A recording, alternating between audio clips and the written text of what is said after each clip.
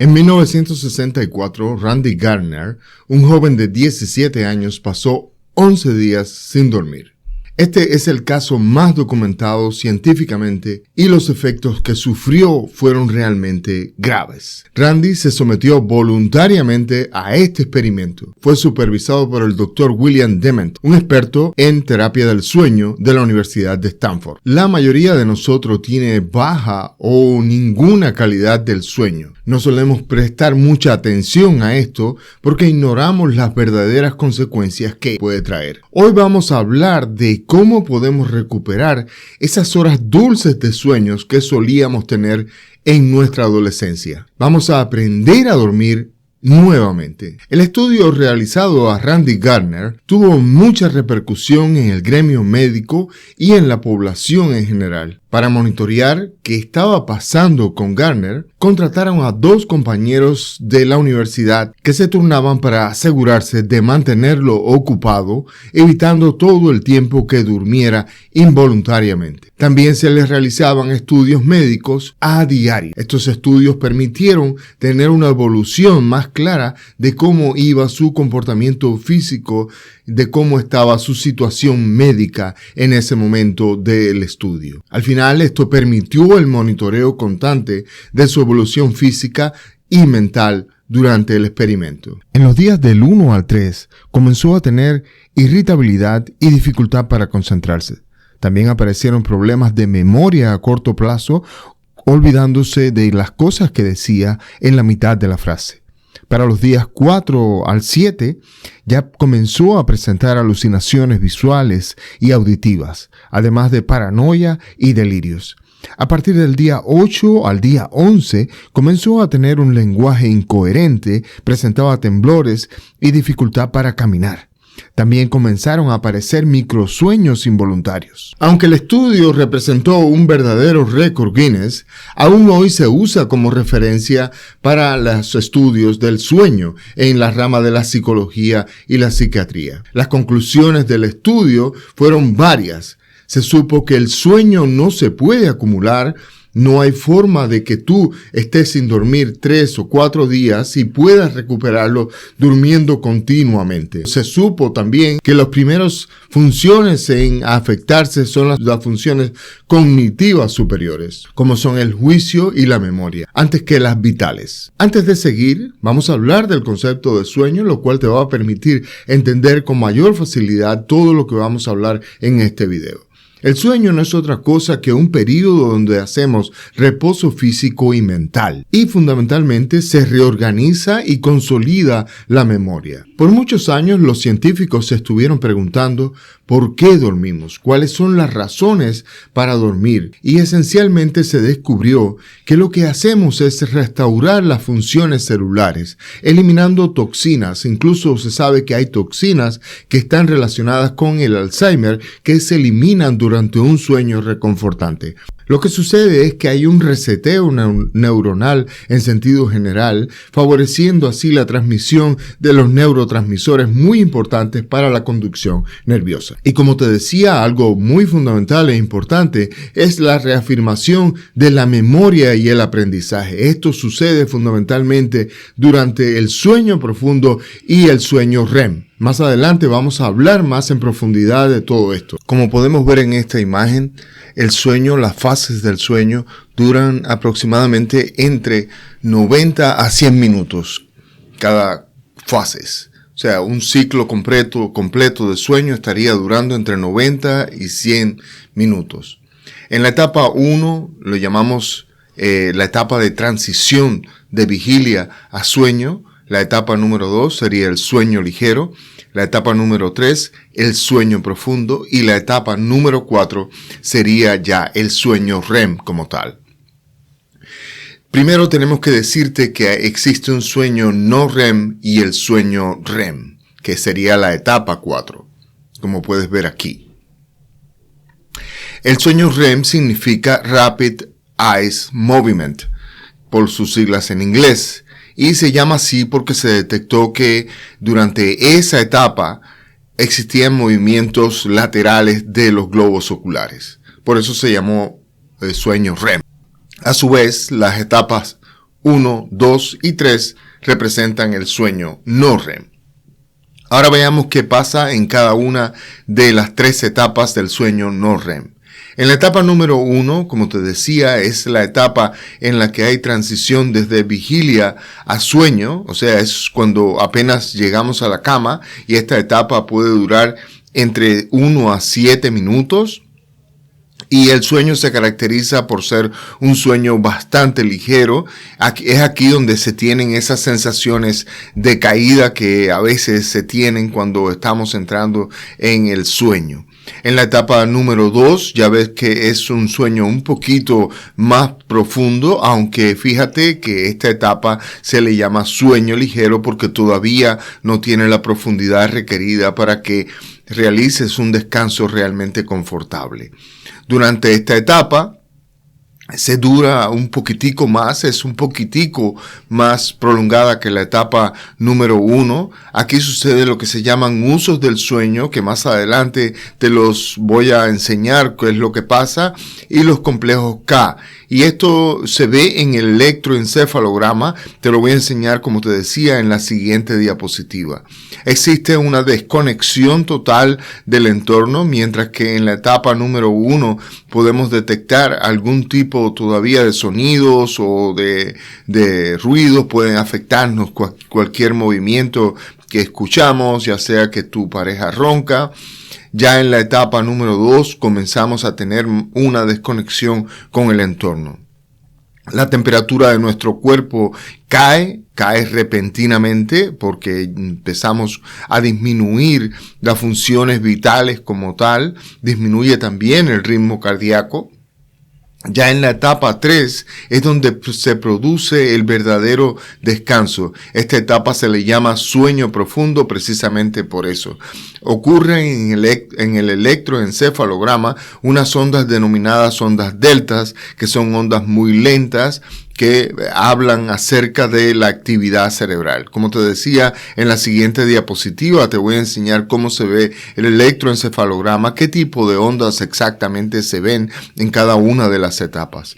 En esta etapa 3 es donde ocurre lo que llamamos la recuperación física. Es aquí donde los niños tienen ese momento de crecimiento. Ya habrás oído por ahí que se crece cuando se duerme. Bueno, pues los niños crecen exactamente en esta etapa. También se activa el sistema inmune y ocurre lo que se llama reparación celular. En esta etapa también se reestructuran las funciones neuronales y se reactivan los neurotransmisores. Ya en la etapa número 4, que es el sueño REM, es una etapa muy, peculiar, porque la actividad la actividad cerebral como tal, es un poco alta. Estamos en un sueño profundo, pero la actividad cerebral pues es alta. Existe es aquí donde se manifiestan los sueños, estos sueños que al día siguiente nos acordamos, y por supuesto, como decía, existen los rápidos movimientos oculares. Una característica importante de esta etapa del sueño REM es la parálisis muscular, o sea, estamos prácticamente sin movernos. Esta etapa tiene la característica fundamental que es donde se reafirma la memoria y el aprendizaje. Por eso es tan importante que estas 4 etapas estén presentes en el sueño. Se sabe que al durar solamente entre 90 a 100 minutos, estas etapas se pueden repetir durante la noche entre 3 a 4 veces. Por tanto, para tener un sueño realmente reconfortante, deberíamos tener estas etapas del sueño en aproximadamente varias veces durante la noche para poder descansar. Como ves, esta línea negra que está aquí representa la actividad cerebral. La actividad cerebral en un principio es un poco alta, va cayendo a la etapa 2. Cae un poco, en la etapa 3 ya cae significativamente, mientras que en la etapa número 4 se recupera la actividad neuronal, la actividad cerebral se activa. Como ves en esta gráfica, te estoy mostrando cómo se ve el electroencefalograma. Esto es importante para que puedas darte cuenta la actividad cerebral, cómo es que tus neuronas, tu transmisión nerviosa se produce dentro de tu cerebro mientras que estás durmiendo. Esta primera línea que vemos aquí corresponde a la actividad cerebral de una persona despierta, mientras que en la etapa 1 ocurren este tipo de ondas. Como puedes ver, la velocidad de las ondas es bastante alta, son ondas rápidas, ondas cortas, mientras que ya en la etapa 1 del sueño las ondas comienzan a separarse, pero aún siguen siendo intensas. En la etapa 2 también se producen ondas donde hay disminución de la actividad cerebral en comparación con la etapa, con los estados de vigilia, pero ocurren un par de cosas. Los complejos que te decía, los usos del sueño y los complejos K. Aquí tienes un ejemplo de los usos del sueño, que son exactamente este tipo de ondas, y los complejos K, que son ondas similares a esta actividad que se ve. Básicamente son disparos neuronales que se producen en algunos momentos durante el sueño. En el sueño profundo, ya ves que las ondas comienzan a tener más lentitud, más profundidad, pero menos frecuencia. Esto hace que tengamos descanso, verdadero descanso durante este sueño profundo. En la etapa número 4, que es el sueño REM, puedes ver cómo regresamos prácticamente a una actividad cerebral muy parecida a la etapa número 1. Siguen habiendo ondas bastante rápidas, pero no con la rapidez y con la profundidad que tienen las ondas cuando estamos en vigilia. Se cree que el sueño se producía de esta manera porque dormir por periodos prolongados nos pudiera hacer vulnerables a depredadores. Si has estado involucrado en todo esto de la investigación de cómo puedes mejorar la calidad de tu sueño, probablemente hayas oído hablar del término higiene del sueño. Y esto básicamente no es otra cosa que un grupo de medidas que deberíamos tomar antes de ir a la cama para tener un sueño verdaderamente reconfortante. Debo decirte que en el sueño, como en tantas otras cosas de la vida, la calidad es mucho más importante que la cantidad. Siempre será mejor tener un sueño corto pero reconfortante, donde alcancemos la máxima profundidad del sueño, que lleguemos a concluir las 4 etapas que te explicaba del sueño, antes que tener un sueño largo pero superficial, cosa que sucede cuando ingerimos algunos tipos de inductores del sueño como algunos suplementos o el alcohol, donde no llegamos a tener un sueño verdaderamente profundo y reconfortante. Por eso es que muchas veces al levantarte al día siguiente, luego de haber ingerido una copa de vino antes de ir a la cama, pues te sientes cansado, y esto se debe a que no llegaste a tener el sueño verdaderamente profundo y reconfortante. Quiero tomarme un minuto para pedirte que me ayudes a continuar creando contenido como este. Con solo suscribirte ya me animas a seguir. Y si te interesa saber cuando subo un video nuevo, solo activa la campanita que está por aquí abajo y YouTube te va a avisar cuando suba un nuevo contenido. Ahora hablemos acerca de la higiene del sueño, el grupo de medidas de la que te estaba hablando anteriormente. Deberías evitar el alcohol, sobre todo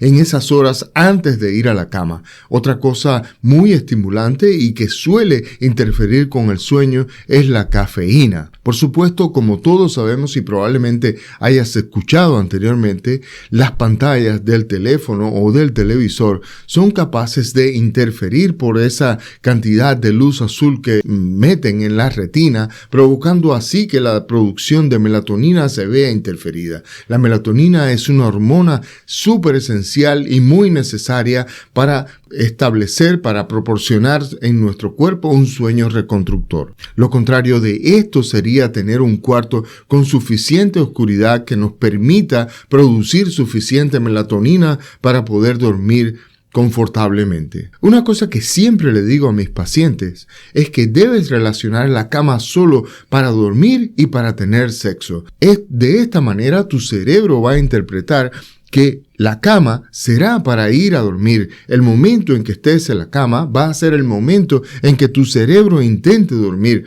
Por el contrario, si estás en la cama y estás despierto viendo la televisión o conversando, vas a relacionar, tu cerebro no va a comprender exactamente de qué se trata, por qué estás en la cama, sino que vas a lograr el efecto totalmente opuesto.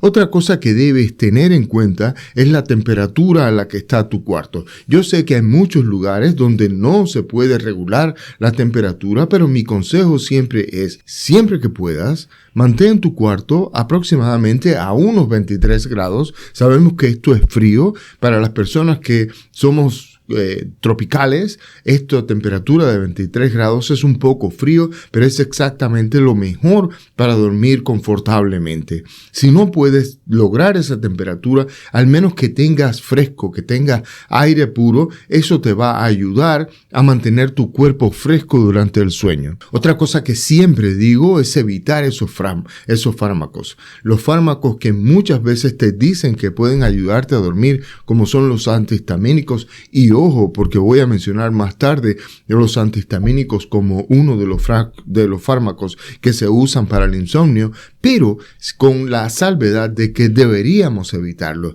Siempre, y si has escuchado alguno de mis otros videos, siempre recalco en la necesidad de evitar los fármacos para los temas de salud mental. Otra cosa súper interesante es que debes tratar de usar ropas de lino o de algodón que tiene fácil transpiración, evitando el poliéster o ropas que son combinadas de poliéster que más bien no favorecen la transpiración de tu cuerpo. El tema de las siestas es controversial. Muchos pacientes me dicen que si toman una siesta, incluso al mediodía, le puede afectar las horas de sueño en la noche. Yo siempre recomiendo que cada paciente es un mundo muy particular, por tanto deberías saber qué cosa es lo mejor para ti. Si la siesta del mediodía te resulta reconfortante y no afecta tu sueño de la noche, te recomiendo que la tomes, al menos 15 a 20 minutos. Pero si la siesta termina afectando las horas de sueños en la noche, que es muy importante que aprendamos que estas horas son muy vitales para poder reconstruir nuestro cuerpo, para poder reconstruir nuestra estructura celular, pues si estas te afectan, no las tomes a ninguna hora del día. Por eso siempre digo, cada persona es un mundo aparte. Debes saber que el insomnio, junto a la ansiedad, son los problemas de salud mental más frecuentes que vemos en nuestra consulta. En cuanto al tratamiento que nosotros hacemos en el consultorio, está la terapia cognitivo-conductual, particular para el insomnio. En esta terapia, nosotros ayudamos al paciente a mejorar no solo la higiene del sueño, sino a identificar dónde está el problema que está afectando el sueño en este paciente en particular. No obstante a eso, te voy a explicar qué cosa es lo que hacemos, y si esto que te explico te puede ayudar, te recomiendo que lo apliques en ti, y vas a lograr probablemente los mismos resultados que logramos en nuestros pacientes.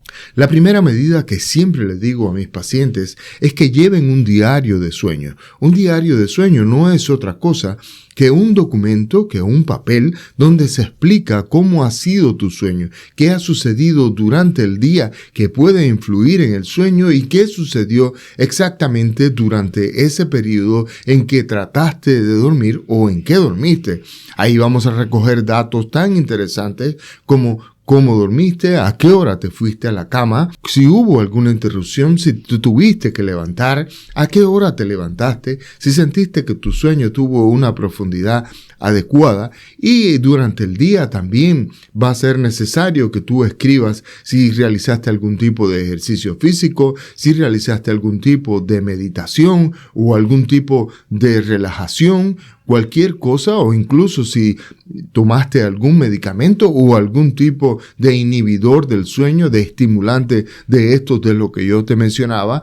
que va a ser muy importante a la hora de evaluar tu sueño en particular. Como te decía, cada persona es diferente. No todos van a tener el mismo diario de sueño. Por eso es tan importante que el paciente nos traiga ese diario de sueño de al menos entre 7 a 10 días. Si te interesa llevar un diario del sueño solamente por curiosidad o quisieras saber si tienes algún tipo de alteración, te voy a dejar un link en la descripción para que descargues gratis la plantilla que le entrego a mis pacientes para posteriormente evaluar la calidad de su sueño. Una vez que tenemos este diario del sueño confeccionado por nuestro paciente, a las 2 semanas evaluamos los resultados. Chequeamos punto por punto que le pedimos al paciente que rellenara y tomamos medidas que pueden ayudar al paciente a recuperar ese sueño que ha perdido, a lograr eliminar el insomnio de su vida. Hay otras medidas terapéuticas más específicas que aplicamos en nuestro paciente, que son medidas terapéuticas más dirigidas, más particulares,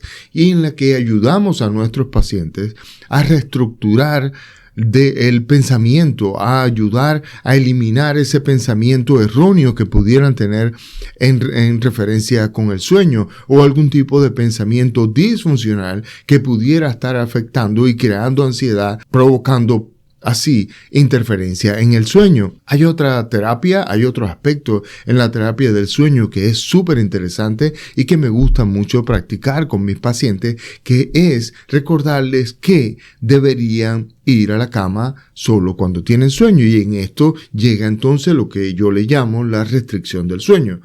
Cuando tratamos de dormir, si son las 10, las 11 de la noche y tratamos de ir a la cama, si no tenemos sueños, yo le pido a mis pacientes que no vayan a la cama, que no se acuesten a esa hora si no tienen sueño, que hagan cualquier otra actividad simple que les ayude a adquirir el sueño, a recuperar el sueño, el deseo de ir a dormir. Y solo entonces irán a la cama a tratar de recuperar ese sueño. Pero nunca, si no tienen sueño, deberán ir a la cama. Por otra parte, si durante el sueño se despiertan en plena madrugada, yo siempre les recomiendo que se levanten entre 15 y 20 minutos y que realicen tareas simples. Muchos psicólogos y psiquiatras recomiendan a los pacientes realizar tareas como cocinar o planchar. Yo siempre le digo a mis pacientes que lo mejor sería leer un libro simple, un libro aburrido, que te ayude a recuperar el sueño, que te ayude a recuperar la tranquilidad mental y por consiguiente el sueño. En cuanto a los medicamentos y suplementos, a mí siempre me gusta empezar con la melatonina. La melatonina, como ya te expliqué anteriormente, es esa hormona que nos permite recuperar el sueño, que nos permite llegar a dormir. Esa hormona se activa cuando estamos en la oscuridad y se desactiva cuando llegamos a la luz. Ya sabes que a día de hoy, con todas estas luces en lo que estamos envueltos, rodeados, pues reducen básicamente la producción de melatonina. Antiguamente los seres humanos nos íbamos a dormir tan pronto como llegaba la noche, pero ya hoy, con todas las luces que nos rodean, nuestros horarios de sueño muy probablemente estén reducidos. El segundo medicamento, y ya quiero aclarar que dije anteriormente que tiene su problema porque básicamente no llega a lograr que puedas dormir profundamente, es los antihistamínicos. Antihistamínicos que incluso puedes comprar sin receta médica en cualquier farmacia, ayudan a alcanzar las primeras etapas del sueño, pero no las etapas profundas, que son las etapas que verdaderamente son reconfortantes y que pueden ayudar a recuperar la energía. Hay otros suplementos como la valeriana o el magnesio que sí pueden ayudar a recuperar el sueño profundo. Estos tipos de suplementos deben ser tomados bajo supervisión médica. Siempre que vayas a empezar a tomar cualquiera de estos suplementos, te recomiendo que le preguntes, que consultes a tu médico y le preguntes si considera que puedes tomar tú en tu caso particular estos suplementos. Como ves, no es un tema simple, requiere de un enfoque profesional. Algo que puedo asegurarte es que la gran mayoría de mis pacientes resuelve el insomnio sin medicamentos, luego de 5 a 6 sesiones en mi consulta. Te dejo un video sobre la ansiedad que también necesitas conocer.